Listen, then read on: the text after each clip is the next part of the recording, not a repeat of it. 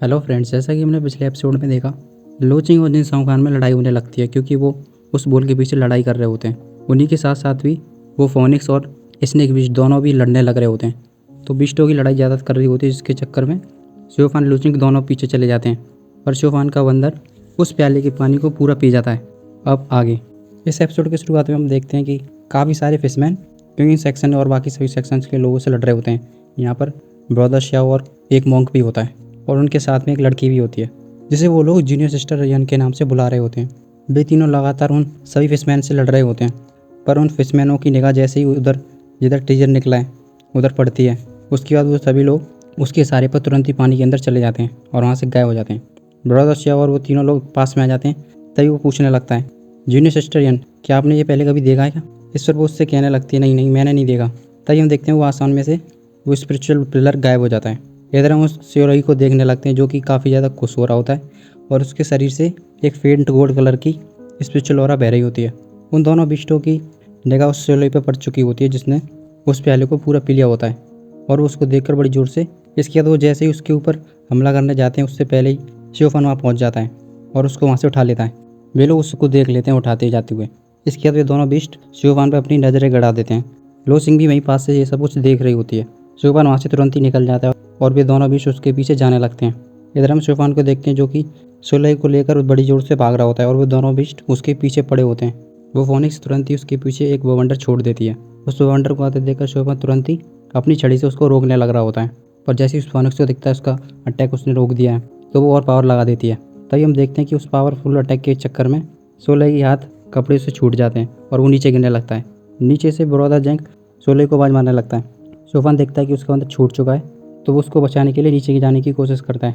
इसके बाद वो फोनिक्स स्पीड जैसे ही उसको वो देखता है कि बंदर नीचे गिर रहा है, वो उसकी तरफ जाने लगती है और अपनी चोंच में उसको अंदर बंद कर लेती है। शिवफान ये देख लेता है और ये देखते हुए वो तुरंत ही अपनी छड़ी को उसके मुंह में बड़ी जोर से मारता है, जिसकी वजह से वो बंदर बड़े आराम से उसके मुंह से बाहर निकल आता है और नीचे गिरने लगता है। शिवफान उसके पास जाकर तुरंत ही उसको पकड़ लेता है और वहाँ से भागने लगता है, पर वो फोनिक्स उसका पीछे ऐसे ही नहीं छोड़ता, वो उसके पीछे दोबारा से लग जाता है। शिवफान उसके अटैक को डॉज करने के बाद आगे जा ही रहा होता है, तभी अचानक से सोलह उसके हाथ से छूट जाता है और नीचे की तरफ गिरने लगता है। तभी वहाँ पर ब्रदर जैंग आ जाता है और उसको कैच कर लेता है और आगे जाने लगता है। वो फोनिक्स उस पर भी हमला करने की कोशिश करता है। ये देखकर शिवफान तुरंत ही अपनी छड़ी को निकाल लेता है और उसकी पावर का यूज़ करते हुए स्पिरिचुअल सारे कांटों में उसे घुसेड़ देता है, पर वो फोनिक्स वहीं नहीं रुकता और वो दोबारा से आगे जाने लगता है। तभी उसके आगे वो ब्रदर मॉन्क आ जाता है और उसके अटैक को रोक देता है।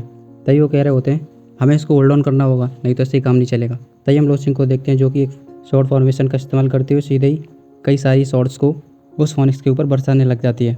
वो ब्रदर जैंक उस सोलह को तुरंत ही शिवफान को देता है और कहने लगता है, यहाँ से निकलो। शिवफान उस बंदर को लेने के बाद तुरंत ही वहाँ से जाने लगता है। लोचिंग और ब्रदर मॉन्क दोनों उसको लगातार होल्ड कर रहे होते हैं। तभी साथ में ब्रदर लिन भी आ जाता है और वो इसके ऊपर हमले करने लगता है। ब्रदर जैंग भी आकर उसके ऊपर हमला कर रहा होता है। वे चारों लोग मिलकर उस फोनिक्स के ऊपर दबाव बना रहे होते हैं। तभी फोनिक्स को शिवफान जाता हुआ दिख जाता है। इसके बाद वो एकदम ही काफ़ी सारी स्पिरिचुअल एनर्जी को छोड़ता है और उसके पीछे जाने लगता है।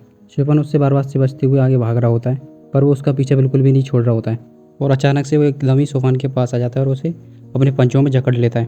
तभी हम देखते हैं उसके ऊपर अचानक से एक प्रेशर बनने लगता है और वो एक फॉर्मेशन में जाकर गिर जाता है। इस फॉर्मेशन को कंट्रोल करने वाले गोस्ट किंग के सबॉर्डिनेट होते हैं जो कि बहुत पहले से वहाँ पर फॉर्मेशन को लगाने लग रहे होते हैं। वो बिस्ट पूरी तरह से उस फॉर्मेशन के अंदर आने के बाद नीचे बैठ जाता है। शिवफान ऊपर से देख रहा होता है और सोच रहा होता है, ये तो ड्रैगन कैचिंग फॉर्मेशन है। तभी हम देखते हैं कि कई सारे और उस फोनिक्स वर्ड को पूरी तरह से सप्रेस कर देते हैं। उसके बाद उन सभी पिलरों में से चैन निकल कर उस फोनिक्स को जकड़ लेती है, पर वो फोनिक्स फिर भी हार मानने की कोशिश नहीं कर रहा होता है। वो बार बार से खिंचा रहा होता है और दम दिखाते हुए एक चैन को तोड़ देता है। जैसे उस चैन टूटती है उन दोनों के मुंह से खून निकलने लगता है। तभी हम देखते हैं वहाँ पर गोस्ट किंग आ जाता है जो कि अपने कॉन्डल से उसको सप्रेस करने लगता है। वो ब्रदर मॉन्क उस कॉन्डल को देख लेता है और कहने लगता है, ये तो गोस्ट किंग का कॉन्डल है, सब लोग संभाल के। वो कॉन्डल सीधे ही उस फोनिक्स के ऊपर जाकर गिरता है और उसके बाद जगमगाने लगता है। शिवफान पास से ही देख रहा होता है और कह रहा होता है, तुम भी आ गए यहाँ पर।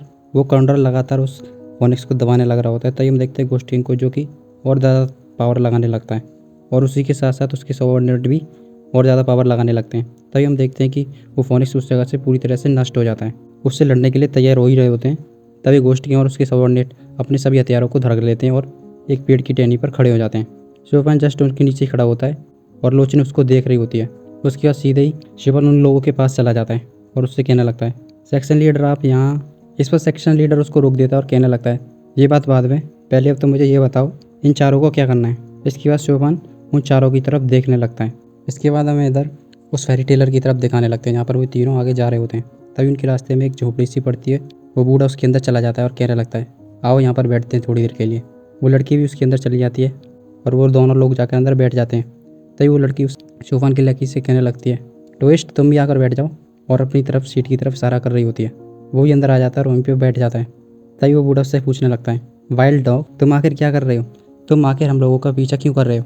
उसकी बात सुनने के बाद शोफान का लड़की खड़ा हो जाता है और वहाँ से उठकर जाने लगता है और कह रहा होता है मुझे भी नहीं पता मैं तुम लोगों का पीछा क्यों कर रहा हूँ। उसकी बात सुन के वो बूढ़ा ठाका मारने लगता है। तभी वो लड़की पूछ रही होती है टोइस्ट क्या तुम अनाथ हो। इस पर वो कहने लगता है हाँ मैं अनाथ हूँ। जब मेरे पेरेंट्स ने मुझे जन्म दिया मैं तभी से ही एक वाइल्ड डॉग के रूप में जाना गया। उन लोगों ने मुझे मॉन्स्टर समझ के फेंक दिया। तब से ही मैंने समझ लिया कि मैं एक जंगली कुत्ता हूँ, और तभी से ही मैं जंगली कुत्ता होने पर बहुत ही ज़्यादा प्राउड फील करता हूँ। बाद में मुझे एक ब्लड रिफाइनिंग सेक्शन के एक एल्डर ने मुझे उस सेक्शन में ले लिया। तभी से ही मैं ब्लड रिफाइनिंग सेक्शन को अपना घर मानता हूँ। उसकी बात सुनकर वो बूढ़ा कहने लगता है अच्छा ऐसी बात है तो तुम अपने घर क्यों नहीं जाते। ये सर वो लड़की उससे कहने लगती है दादाजी शांत हो जाओ। इसके बाद वो सुकन के लड़की कहने लगता है क्योंकि मेरा घर डिस्ट्रॉय हो चुका है। इस पर वो कहने लगता है डिस्ट्रॉय हो चुका है, आखिर उस ब्लड रिफाइनिंग सेक्शन को किसने डिस्ट्रॉय कर दिया। इस पर वो कहने लगता है उसको डिस्ट्रॉय करने वाला गोयली है, यानी कि शोफान। इस पर वो लड़की उससे पूछने लगती है तो तुम क्यों उसको फॉलो कर रहे हो। इस पर वो कहने लगता है ऐसा इसलिए है।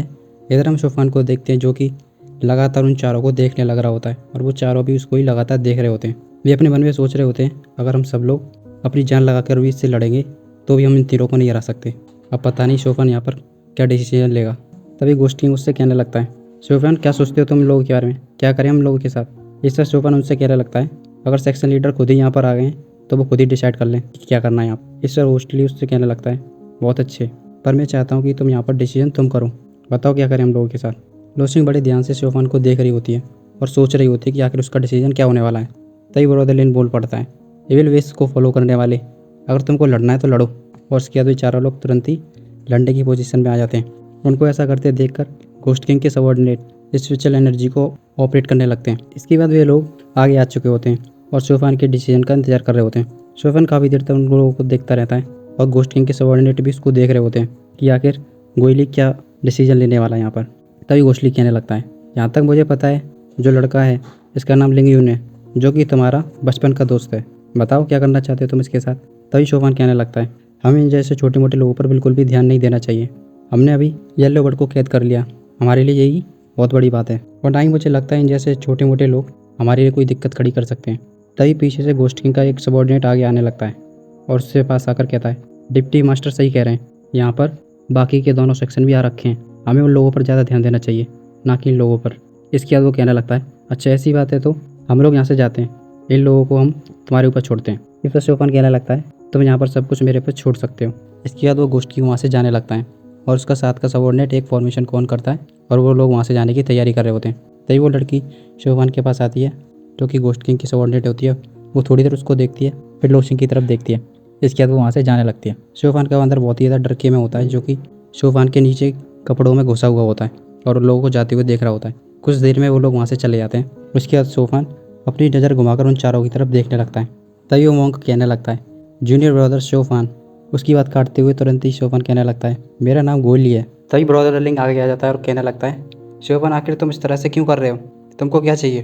तुम इतने सालों से कई सारे लोगों को मौत की नींद सुला चुके हो, क्या तुमको सही लगता है कि ये डेविल का बात सही है। तुम्हारे पास अभी भी समय है, हमारे साथ वापस चलो, हमें पक्का पता है कि क्यों सेक्शन तुमको वापस से ले लेगा। इस पर शोफान उससे कहने लगता है आखिर मैं पीछे की तरफ क्यों देखूँ, वो सब लोगों को कुत्तों की तरह ट्रीट करते हैं और मैं इस रास्ते पे बहुत ही आगे चला आया हूँ और मुझे लगता है ये रास्ता मेरे लिए बहुत ज़्यादा सही भी है, और मुझे ये भी नहीं लगता कि तुम लोग मुझे बचाने आओ। उसकी ये बात सुनकर लोचिंग अपनी तलवार को कसकर पकड़ रही होती है। ब्रदर लिंगू दोबारा से उसको समझाने की कोशिश करता है। तभी ब्रदर मॉन्क उसको रोक देता है और कहने लगता है इसके ऊपर भूत बहुत ही कर्रा चढ़ गया है, लगता है ये हमारी बात अब नहीं मानेगा, आप लोग शांत रहो। इसके बाद वो आगे जाकर उससे कहने लगता है सर गोयली, हमें पता है कि हम लोग पहले बहुत ही बड़े अच्छे खासे दोस्त रहे हैं, तो अब हमें लगता है कि अब हमें यहाँ पर गुड बाय कह देना चाहिए। उसके इतना कहते ही शोफान थोड़ी देर लोचिंग को देखता है और लोचिंग भी उसको देखती है। उसके बाद वो वहाँ से जाने लगता है। तभी तुरंत ब्रदर जैक चिल्ला कर कहने लगता है रुको रुको, और उसके पास पहुंच जाता है। शोफान रुक जाता है और कहने लगता है, आखिर तुमको क्या चाहिए? इस पर बड़ौदा जंग कहने लगता है, मुझे नहीं पता कि तुम अब क्या चाहते हो, पर मैं तुमको दिल से बहुत ही सच्चा दोस्त मानता हूँ। इस पर शोफान उससे कहने लगता है, आखिर तुमको क्या चाहिए? इस पर वो कहता है, क्या मैं सोहाई को थोड़ी देर रख कर सकता हूँ? इस पर वो उससे हाँ कर देता है। बड़ौदा जंग तुरंत ही सोहाई के ऊपर हाथ फिराने लगता है और कह रहा होता है, सोहाई क्या तुमने मुझे नहीं पहचाना? ये मैं हूँ, ये मैं। पर सोहाई की हालत ज़्यादा ख़राब होती है और वो बहुत ही ज़्यादा परेशान हो चुका होता है और नींद में होता है। इस पर शोफान कहने लगता है सोई बहुत ही ज़्यादा टायर्ड हो चुका है और किस्मत ने चाहा तो हम दोबारा मिलेंगे। बड़ौदा जंग काफ़ी देर तक उस बंदर के साथ खेलता रहता है और हंस रहा होता है। इधर शोफान बिल्कुल ही शांत होता है और कहने लगता है, तुम राइट इस बात को फॉलो करते हो और मैं डेविल बात को फॉलो करता हूँ। अगर हम कभी फ्यूचर में मिलें तुमको पता ही होना चाहिए कि तुम्हें क्या करना है, पर मैं तुमको हमेशा ही दिल से बहुत ही अच्छा दोस्त मानता हूँ। उसकी ये बात सुनकर बड़ौदा जंग उसको हाथ पकड़ने की कोशिश करता है, पर वो अपने हाथ को पीछे करके अपने पास एक किताब निकाल लेता है और उसको देने लगता है। हम 10 साल बाद मिल रहे हैं तो ये एक छोटा सा गिफ्ट मेरी तरफ से, और वो उसको दे देता है। शोफन उससे किताब लेकर तुरंत ही उसे खोलने की कोशिश करता है, पर उस किताब के अंदर वो कुछ देखकर एकदम ही शॉक्ड हो जाता है और उससे कुछ कहना चाहता है। पर बड़ौदा जंग उससे कहने लगता है, हमारी यूनियन ख़राब हो जाएगी, ज़्यादा तेज मत बोलना, नहीं तो ये नीचे लोग खड़े हैं, कुछ दिक्कत हो सकती है। इसके बाद शोफान उससे भी कुछ नहीं कहता और उसको ऐसे ही देखता रहता है। और वे नीचे से वे सभी लोग उसी को देख रहे होते हैं। इसके बाद उससे टाटा गुड बाय बोलकर नीचे चले जाता है। तभी ब्रदर बुद्धा उससे पूछ रहा होता है, ब्रदर ऐसी क्या चीज़ थी जिसने तुमको इतना ज़्यादा हंसा दिया? इस पर ब्रदर जंग उससे कहने लगता है, अमिताभ, मैं तुम्हें नहीं बता सकता, नहीं बता सकता। और ब्रदर लिंक का हाथ पकड़कर उसे वहाँ से ले जाने लगता है। उसके बाद मोंक भी वहाँ से जाने लगता है। तभी वो लोसिंग से कहने लगता है, चलो अब हमें लगता है यहाँ पर सब कुछ खत्म हो गया है, हमें बाकी लोगों से मिलना चाहिए। इतना कहने के बाद वो वहाँ से चला जाता है, पर लोचिंग नहीं जाती और उस सोफान को लगातार देखती रहती है। वो उसकी तरफ देखकर अपने होठों को दबा रही होती है, यानी कि वो कुछ कहना तो चाहती थी पर वो कुछ कह नहीं पाती। फिर सांस को छोड़कर अपनी तलवार पर बैठकर तुरंत ही वहाँ से चली जाती है। वो जैसे ही चली जाती है सोफान तुरंत ही उसकी तरफ मुड़कर देखने लगता है और काफ़ी देर तक, जब तक वो वहाँ से चली नहीं जाती, उसको देखता रहता है। फिर उसके बाद वो अपनी निगाह उस किताब की तरफ घुमाता है और उसे अपने हाथ में कस के पकड़ने लगता है। ये सब देखने का उसके चेहरे पर थोड़ी सी हंसी आ जाती है और उस किताब को वो अपने पास रख लेता है। उसके बाद वो अपने बंदर से कहने लगता है, सोहे चलें क्या? इसके बाद सोफान अपनी छड़ी पर बैठकर वहाँ से उड़ जाता है। इस एपिसोड में बस इतना ही, मिलते हैं अगले एपिसोड में।